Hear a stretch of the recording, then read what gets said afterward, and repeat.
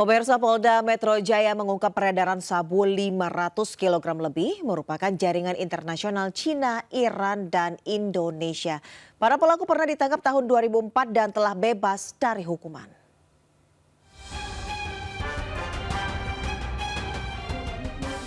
Pengungkapan sabu oleh polisi di wilayah Jakarta bermula dari informasi masyarakat. Polisi membentuk 3 tim untuk menyelidiki jaringannya terkait warga negara asing dan pernah ditangkap tahun 2004. Dalam rentang bulan Juli hingga Agustus, 7 tersangka ditangkap di sejumlah lokasi, diantaranya Jakarta Barat, Tangerang Selatan, Jakarta Selatan, dan Jakarta Timur, serta Bekasi.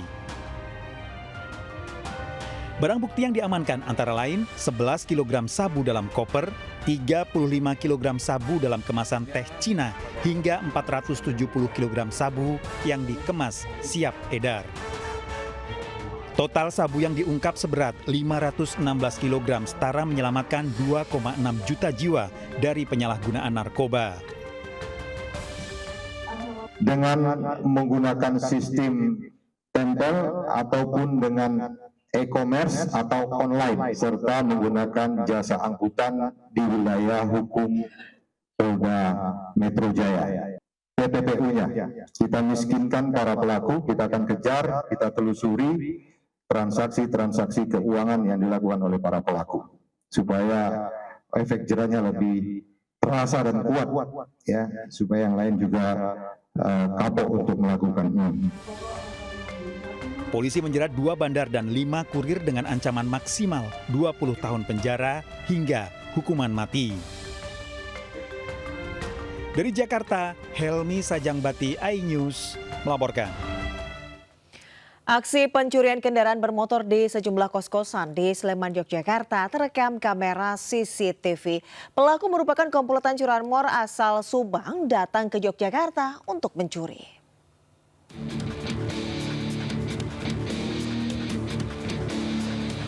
Dalam rekaman CCTV, pencurian kendaraan bermotor di kos-kosan di wilayah Depok, Sleman, Yogyakarta. Dalam hitungan detik, pelaku berhasil menggasak sepeda motor menggunakan kunci T dan membawa kabur. Polisi menangkap para pelaku yang berjumlah 8 orang. Para pelaku asal Subang datang ke Yogyakarta dengan merental mobil. Para pelaku beraksi dengan menyewa motor sebagai sarana kejahatan. Setelah mendapatkan hasil, motor sewaan dikembalikan dan motor curian dikembalikan ke Subang. Dalam 2 bulan beraksi, komplotan ini berhasil menggondol 17 unit sepeda motor yang kebanyakan Matic. 1 unit motor hasil pencurian dijual dengan harga 2,5 hingga 4 juta rupiah. Setelah mendapatkan hasil, sepeda motor hasil itu langsung dikendarai langsung keluar kota, dan kemudian uniknya lagi ini kan melakukan pencurian sepeda motor yang dirental itu tetap dikembalikan, tidak dibawa kabur juga. Selain komplotan Subang, polisi juga mengungkap curanmor lain dengan total tersangka 12 orang dengan barang bukti 7 unit sepeda motor. Dari Sleman, Yogyakarta, Heru Trijoko, iNews melaporkan.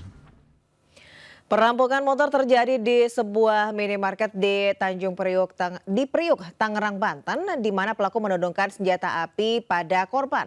Pelaku beraksi di siang hari.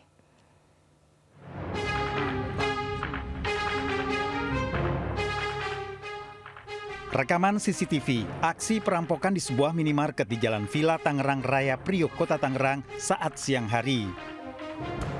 2 pelaku menghampiri sepeda motor korban yang terparkir di depan minimarket. Korban menyadari ulah para pelaku. Korban baru berteriak, salah satu pelaku menodongkan senjata api ke arahnya dan kabur.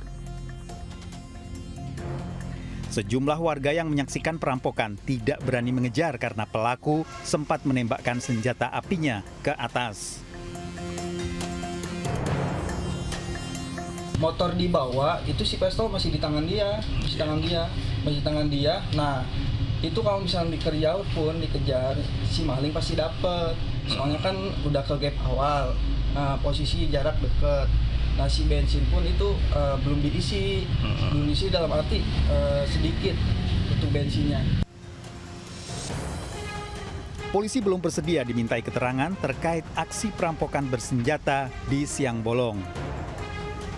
Dari Tangerang, Banten, Sukron iNews melaporkan.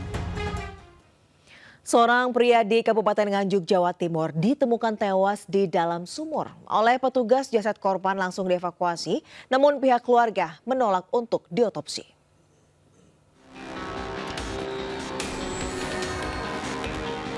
Warga digegerkan dengan penemuan jasad Muhammad Zaini, 46 tahun, di dalam sumur area persawahan di Desa Bagor Wetan, Kecamatan Sukomoro, Kabupaten Nganjuk, Jawa Timur.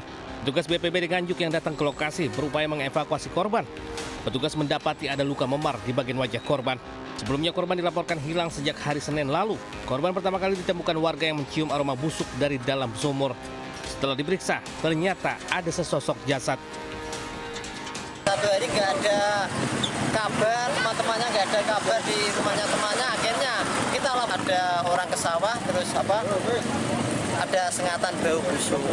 Setelah ada sengatan bau busuk, setelah dilihat di dalamnya itu ternyata ada jenazah. Sementara pihak keluarga menolak untuk dilakukan autopsi. Jasad korban langsung diserahkan kepada pihak keluarga untuk dimakamkan. Dari Nganjuk, Jawa Timur, Mukhtar Bagus, iNews melaporkan. Ratusan pekerja migran ilegal Indonesia tiba di tanah air usai dideportasi oleh pemerintahan Malaysia. Sebelumnya mereka nekat berangkat ke Malaysia tanpa prosedur resmi karena tergiur iming-iming gaji tinggi.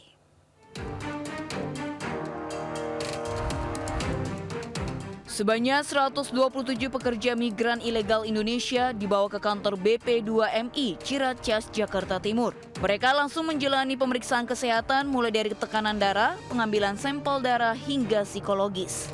Sebelumnya, ratusan pekerja migran ini dideportasi oleh pemerintah Malaysia setelah terjaring razia. Mereka kedapatan berangkat ke Malaysia untuk bekerja dengan cara non-prosedural. Mereka diduga tergiur iming-iming calo yang menjanjikan upah yang besar.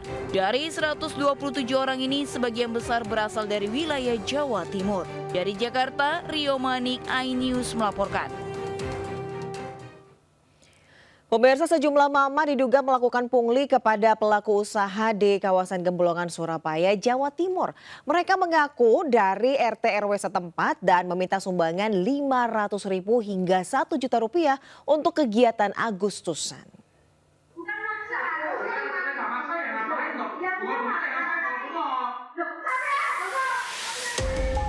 Cekcok mulut terjadi antara 3 mama dengan pelaku usaha di Jalan Gembolongan, Surabaya, Jawa Timur. Perdebatan itu dipicu karena pelaku usaha enggan memberikan sumbangan yang disebut untuk kegiatan Agustusan. Pasalnya, saat diminta menunjukkan bukti dari RT RW setempat, mereka tidak bisa melakukannya. Video ini pun viral saat diunggah ke media sosial. Pemilik usaha menduga sumbangan yang diminta ibu-ibu merupakan pungli karena proposal yang mereka ajukan hanya berupa tulisan tangan. Aksi pungli mengatasnamakan sumbangan acara Agustusan ini sangat meresahkan pelaku usaha. Warga pun meminta aparat terkait untuk menindak tegas para pelakunya. Dari Surabaya, Jawa Timur, Sony Hermawan, iNews melaporkan.